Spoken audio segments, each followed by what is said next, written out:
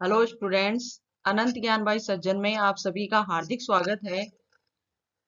पिछले वीडियो में हमने राम लक्ष्मण परशुराम संवाद का आधा पार्ट किया था और बाकी का जो बचा वो मैं इस वीडियो में आपको पढ़ा रही हूँ। और पिछले वीडियो में और ये प्रसंग उस समय का है जब श्री राम ने सीता स्वयंवर में शिव धनुष को तोड़ दिया था। और उस शिव धनुष को तोड़ने से श्री परशुराम जी इतने क्रोधित हुए और राम लक्ष्मण जो और परशुराम के बीच में जो संवाद हुआ वही सब कुछ इस पाठ में उद्धरण किया गया है। अब पाठ शुरू करते हैं। मातु पितहि जनी सोच बस, करसी महिष किशोर, ग्रबन के अर्बक दलन, परसु मोर अति घोर। तो इसका भावार्थ है, हे राजकुमार बालक, जो परशुराम जी हैं वे लक्ष्मण से कह रहे हैं कि हे राजकुमार बालक, तुम मुझसे भिड़कर अपने माता पिता को चिंता में मत डालो। गर्भनय के अर्बक दलन, परसु मोर अति घोर।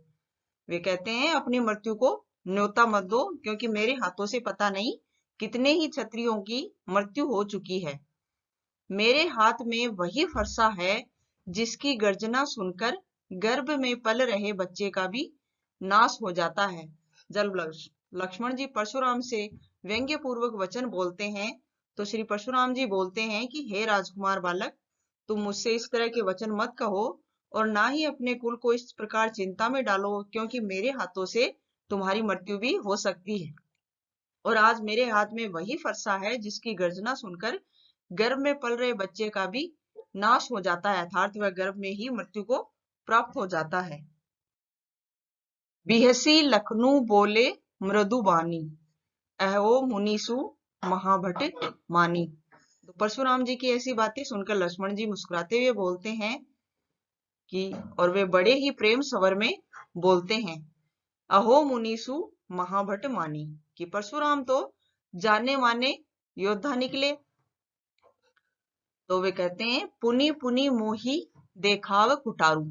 तब लक्ष्मण जी, जब परशुराम जी ऐसा बोलते हैं कि मेरे हाथ में वही फरसा है, तब लक्ष्मण जी बोलते हैं व्यंग्य पूर्वक कि आप तो अपना फरसा दिखाकर ही मुझे डराना चाहते हैं। कुठारू अर्थात फरसा। चाहे तो उड़ावन फूंकी पहाड़ू। तो ऐसा लग रहा है मानो फूंक से ही पहाड़ उड़ाना चाहते हो। यहाँ कुम्हड़ बतिया कोऊ नाही।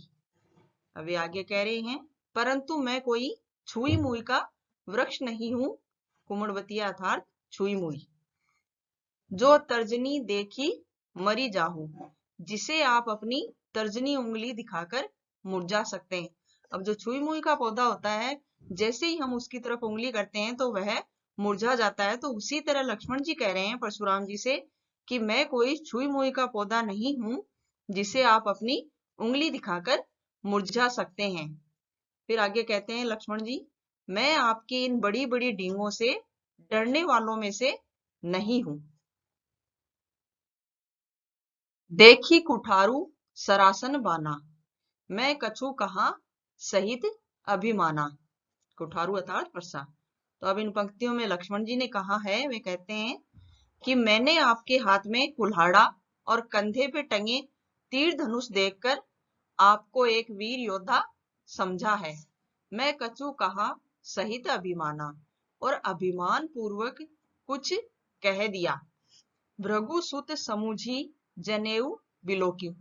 अब परशुराम जी हैं, उनके पिता का नाम ऋषि भृगु है। तो वे कहते हैं लक्ष्मण जी कि भृगु सुत अर्थात ऋषि भृगु के पुत्र समुझी जनेऊ बिलोकी, कि मैंने आपको ऋषि भृगु का पुत्र मानकर एवं कांधे पर जनेऊ देखकर आपके द्वारा किए गए अपमान सहन कर लिए। जो कछु कहू सहो रिस रोकी, और जो आपकी क्रोध की अग्नि है उसको जलने नहीं दिया। सूर महीसुर हरिजन अरुगाई। अब आगे कहते हैं लक्ष्मण जी, वैसे भी हमारे कुल की परंपरा यह है कि हम देवता, ब्राह्मण, भक्त एवं गाय के ऊपर अपनी वीरता नहीं आजमाते। हमारे कुल इन पर न सुराई, अर्थात जो देवता, ब्राह्मण, भक्त एवं गाय हैं उनके ऊपर हम अपनी वीरता का दिखावा नहीं करते। बंदे पापू अपकीर्ति हारे, और आप तो ब्राह्मण हैं और मैं आपका वध करूं तो पाप मुझे ही लगेगा। मार तहु पा परिय तुम्हारे, कि यदि मैं आपका वध करता हूं तो मुझे ये पाप अवश्य लगेगा। कोटि कुलिस सम बचनु तुम्हारा। अब आगे लक्ष्मण जी कहते हैं कि मुझे आपके चरणों में झुकना ही पड़ेगा। कोटि कुलिस सम बचनु तुम्हारा, कि यही हमारे कुल की मर्यादा है। व्यर्थ धरऊ धनु बाण कुठारा, कि आपके जो वचन हैं वे किसी वज्र की भांति कठोर हैं, तो फिर आप इस कुल्हाड़े और धनुष की क्या जरूरत है। अब लक्ष्मण जी जब परशुराम जी उनसे कहते हैं कि मेरे हाथ में वही फरसा है जिसके द्वारा मैंने वो सहस्त्र बाहु और क्षत्रियों का वध किया है, तो लक्ष्मण जी व्यंग्य पूर्वक उनसे कहते हैं कि मैं गौ ब्राह्मण और जो देवता हैं उन पर हम अपने वीरता का दिखावा नहीं करते, और आप तो ब्राह्मण पुत्र हैं, इसलिए मैं आपको मारकर आपका वध करके मुझे इतना पाप लगेगा, तो मैं आपका वध नहीं करना चाहता। लेकिन फिर भी आप ऐसा कह रहे हैं कि मैं तुम्हारा वध करूंगा इस फरसे से, लेकिन फरसे की आपको क्या जरूरत है, क्योंकि आपके वचन ही फरसे और धनुष की तरह कठोर हैं और वे ही वध करने वाले प्रतीत हो रहे हैं। जो बिलोकी अनुचित कहू चमहु महामुनि धीर।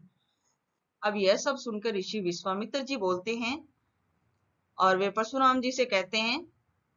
यह सुनकर ऋषि विश्वामित्र जी ने परशुराम जी से कहा कि हे मुनिवर, यदि इस बालक ने आपका अपमान किया है या आपको कुछ अनाप शनाप बोला है तो कृपया इसे क्षमा कर दें। सुनी सरोस भृगु वंश मुनि बोले गिरा गंभीर। अब जो विश्वामित्र जी हैं वे परशुराम जी से कह रहे हैं कि ये तो बालक है और निरपराध है और इसे कुछ बोलने का एहसास ही नहीं है, इसलिए आप इसे क्षमा कर दीजिए। कौशिक सुनऊ मंद येहु बालक, कुटिलु काल बसु निज कुल घालकू। अब परशुराम जी विश्वामित्र जी की बातें सुनते हैं और कहते हैं कि हे विश्वामित्र, यह बालक बहुत ही मंद बुद्धि वाला और मूर्ख एवं उद्दंड है। कुटिल काल बस निज कुल घालक, जिसके कारण यह अपने ही कुल का नाश कर बैठेगा। अब परशुराम जी ऐसा क्यों कह रहे हैं, क्योंकि जो लक्ष्मण के व्यंग्य पूर्वक वचन है वे परशुराम जी को लग रहे हैं और कह रहे हैं कि यह मंद बुद्धि वाला मूर्ख एवं उद्दंड है और यह अपने कुल का घातक अर्थात कुल का नाश करने वाला बन बैठेगा। भानु वंश राकेश कलंकु, इसे सत्य का ज्ञान भी नहीं है और यह चंद्रमा में लगे दाग की तरह अपने कुल के लिए एक कलंक है। निपट निर्कुसु अबदु असंकु, और इसे काल ने घेर रखा है। काल कवलु होई छन माही, कहो पुकारी खोरी मोही नाही। और इसे तो काल ने घेर लिया है और मैं चाहूं तो क्षण भर में ही इसका अंत कर सकता हूं।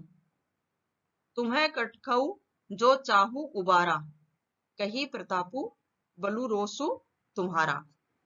और यदि मैंने इसका अंत कर दिया तो तुम मुझे इसका दोष मत देना। अगर तुम इस बालक की सलामती चाहते हो तो मेरे प्रताप, बल और क्रोध के बारे में बतलाकर इसे समझाओ एवं शांत करो। अब विश्वामित्र जब परशुराम जी से कहते हैं कि ये तो बालक है और इसे निर्बुद्धि है तो इसे आप क्षमा कर दीजिए, तो परशुराम जी उनकी बातें सुनकर कहते हैं कि यह मंद बुद्धि वाला मूर्ख एवं उद्दंड बालक है और यह अपने कुल का नाश करने वाला है और इसे तो इस सत्य का ज्ञान ही नहीं कि मैंने किस प्रकार क्षत्रियों को पृथ्वी विहीन कर दिया। लेकिन ये अपने कुल के लिए चंद्रमा में लगे दाग की तरह कलंकित साबित हो रहा है और इसलिए यदि मुझसे इसका वध हो गया तो मुझे तुम दोष मत देना या फिर इसे मेरे क्रोध के बारे में बतलाकर इसे शांत करो। लखन कहेऊ मुनि सुजसु तुम्हारा, तुम्ही अछूत को बरने पारा। अब प्रस्तुत पंक्तियों में परशुराम जी की बातें सुनते हैं लक्ष्मण जी और वे कहते हैं, हे मुनिवर, आप अपनी वीरता का बखान करते हुए थक नहीं रहे हो। तुम्ही अछत को बरने पारा, और आपने कई प्रकार से अपनी वीरता के बारे में बतलाया है।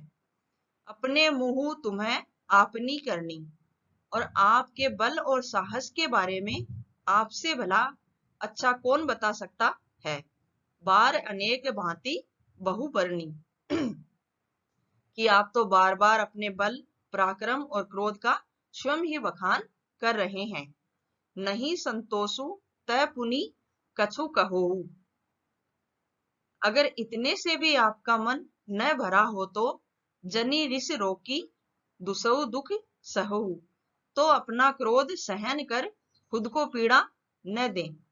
वीर व्रति तुम्हें धीर अछोबा, गारी देत न पाऊ शोभा। तो अब लक्ष्मण जी कह रहे हैं कि फिर भी यदि आपका मन नहीं भरता नहीं भर रहा है तो फिर से अपनी वीरता का बखान कर ले। गारी देत न पाऊ शोभा। तो आप एक वीर पुरुष हैं जिनमें धैर्य और क्षमा व्याप्त है, तो आपके मुंह से ये अपशब्द शोभा नहीं देते। सूर्य समर करनी करही कही न जना वही आपू। अब जब लक्ष्मण जी उनकी परशुराम जी की बातें सुनते हैं तो वे लक्ष्मण जी कह रहे हैं कि सूरवीर युद्ध में अपनी सूरवीरता का प्रदर्शन करते हैं। वे अपने मुंह मियाँ मिठू नहीं बनते।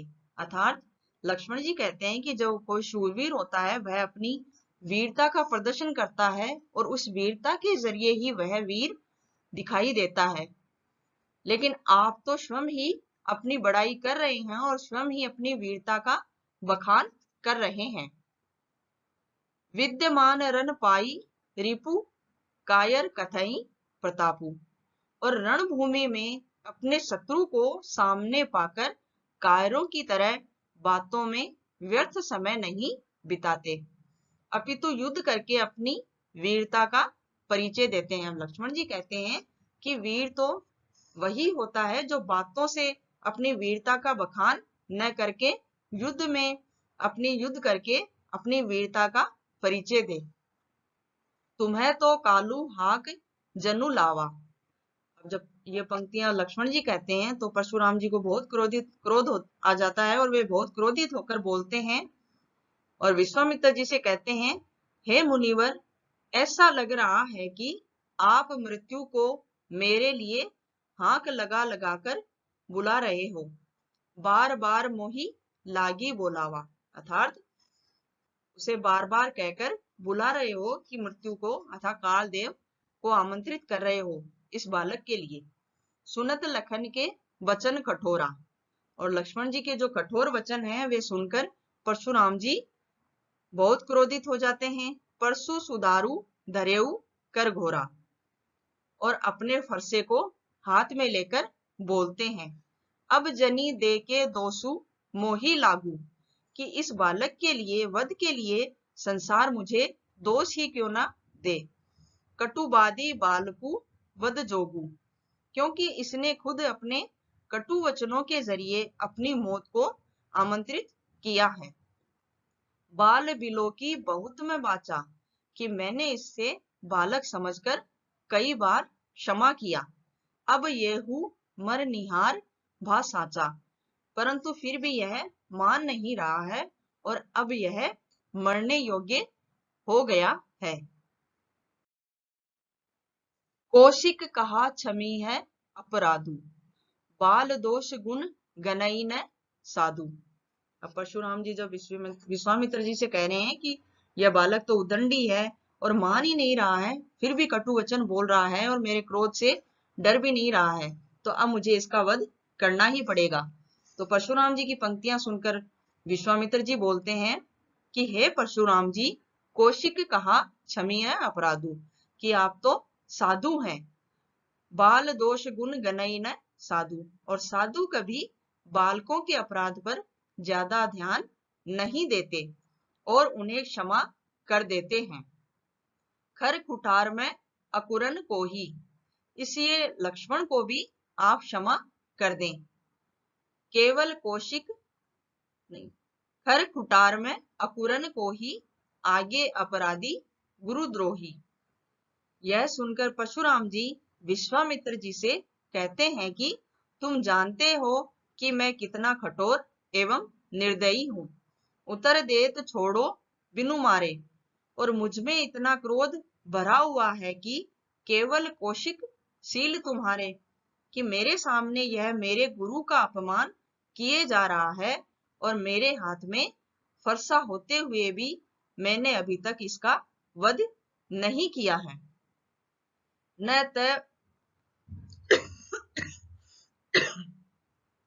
न त ये ही काटी कुठार कोठारे। अगर यह जीवित खड़ा है तो सिर्फ तुम्हारे प्रेम और सद्भाव के लिए, नहीं तो अभी तक मैं अपने फरसे से बिना किसी परिश्रम के गुरही उरिन होतो श्रम फोरे इसका वध कर देता और अपनी गुरु दीक्षिणा चुका देता।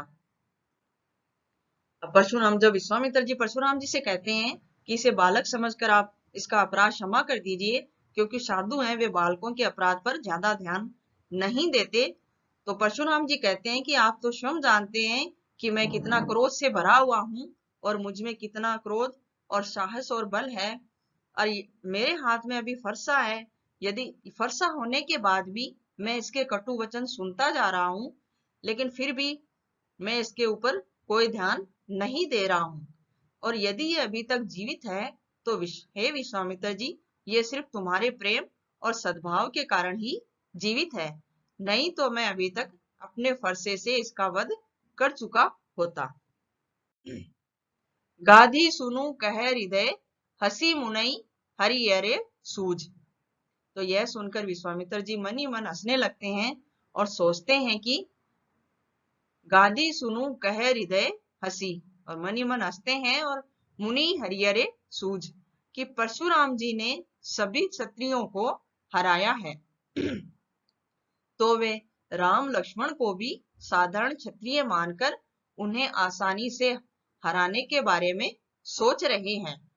अयमय खांड न उखमय अझऊ न बूझ अबूझ, परंतु उन्हें इस बात का ज्ञान नहीं है कि उनके समक्ष कोई गन्ने के रस से बना गुड़ नहीं है, अपितु लोहे के फौलाद से बनी तेज तलवार है।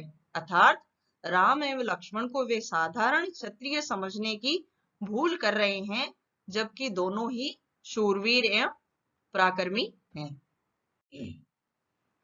कहेहु लखन मुनि सिलु तुम्हारा, को नहीं जान विदित संसारा। अब परशुराम जी के वचन सुनकर लक्ष्मण जी बोलते हैं कि हे मुनिवर, आपके सील और स्वभाव से पूरा संसार भली भांति परिचित है। माता पितई उरिन भये निके, आप तो अपने माता पिता के कर्ज से तो पूरी तरह मुक्त हो चुके हैं। गुरु ऋनु रहा सोचू बड़ जी के, परंतु अभी तक आपके ऊपर गुरु ऋण बाकी बचा हुआ है। सो जनु हमरे ही माथे काढ़ा, तो जिसे आप जल्द से जल्द उतारना चाहते हैं और इसी कारण आप मेरा वध करने पर तुले हैं। और यह ठीक भी है, क्योंकि बहुत दिन हो चुके हैं, दिन चली गए ब्याज बढ़ बाड़ा। लक्ष्मण जी कहते हैं कि हे मुनिवर, आपके स्वभाव से तो संपूर्ण संसार भली भांति परिचित है। आपने अपने जीवन में माता पिता का ऋण उतार दिया है, लेकिन गुरु का जो ऋण है वह अभी उतारना शेष है। इसलिए कि आप अपने गुरु का ऋण उतारना चाहते हैं और जल्दी से जल्दी उतारना चाहते हैं, इसलिए आप मेरा वध करने पर तुले हुए हैं। और मुझे यह ठीक भी लग रहा है, क्योंकि बहुत दिन हो गए हैं कि अब तक तो आपके ऊपर गुरु ऋण का ब्याज चढ़ चुका होगा। अब आनिए व्यवहारिया बोली, तुरंत देऊ मैं थैली कोली। तो फिर देर करने की जरूरत नहीं है, किसी हिसाब किताब करने वाले को बुला लीजिए। व्यवहारिया अर्थात व्यवहार करने वाला, जो हिसाब किताब का व्यवहार रखता है। तुरंत देऊ मैं थैली खोली, और मैं देर किए बिना अपनी थैली खोलकर सारी धनराशि चुका दूंगा। सुनी कटु बचन कुठार सुधारा, अब लक्ष्मण जी के जो कठोर वचन है यह सुनकर परशुराम जी और भी क्रोध में जलने लगते हैं। हाय हाय सब सभा पुकारा और क्रोधित होकर अपने फरसे को पकड़कर आक्रमण की मुद्रा में आते हैं, जिसे देखकर दरबार में उपस्थित सारे लोग हाय हाय करने लगते हैं। भृगुवर परशु देखा बहु मोही। यह देखकर लक्ष्मण परशुराम जी से कहते हैं कि विप्र विचारी बचो नृपद्रोही, कि आप मुझे अपना फरसा दिखाकर भयभीत करना चाहते हैं और मैं यहाँ आपको विप्र अर्थात ब्राह्मण ब्राह्मण समझकर आपसे युद्ध नहीं करना चाहता। अब लक्ष्मण जी के जो कठोर वचन थे उनको सुनकर परशुराम जी क्रोध में जलने लगते हैं और अपने फरसे को आक्रमण की मुद्रा में पकड़ लेते हैं। तो यह देखकर दरबार में जो इतने भी राजा उपस्थित थे वे हाय हाय करने लगते हैं। तो परशुराम जी से लक्ष्मण जी कहते हैं कि आप मुझे अपना फरसा दिखाकर डराना चाहते हैं, लेकिन मैं आपको ब्राह्मण समझकर आपसे युद्ध नहीं करना चाहता। मिले न कभऊ सुबट रन गाड़े, और ऐसा प्रतीत होता है मानो आपका अभी तक युद्ध भूमि में किसी पराक्रमी से पाला नहीं पड़ा है।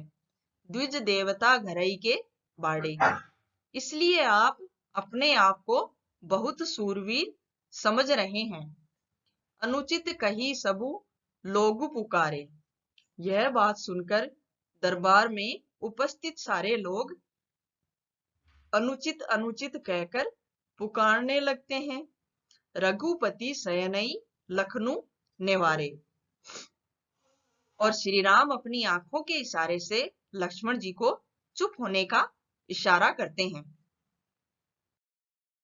लखन उतर आहुति सरिस भृगुबर कोपु कृसानु, बढ़त देखी जल सम वचन बोले रघुकुल भानु।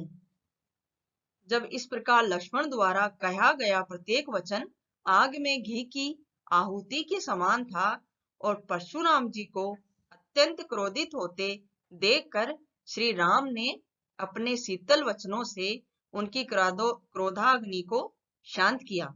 जब लक्ष्मण ने परशुराम जी से कहा कि आप ब्राह्मण हैं और मैं आपको ब्राह्मण समझकर आपसे युद्ध नहीं करना चाहता, तो इतने में परशुराम जी और भी क्रोधित हो गए और उन्होंने अपना फरसा आक्रमण की मुद्रा में संभाल लिया। तब सभी सभाजन अनुचित अनुचित कहकर हाय हाय करने लगे। तब श्री राम ने अपने नेत्रों से श्री लक्ष्मण को चुप रहने का इशारा किया और अपने शीतल वचनों से श्री परशुराम जी की क्रोधाग्नि को शांत किया। तो इसी के साथ हमारी क्लास यहीं समाप्त होती है। इस पाठ के प्रश्न उत्तर आपको आगे की क्लास में मिलेंगे। इस वीडियो को देखने के लिए बहुत बहुत धन्यवाद। Please like share and subscribe जरूर कीजिए।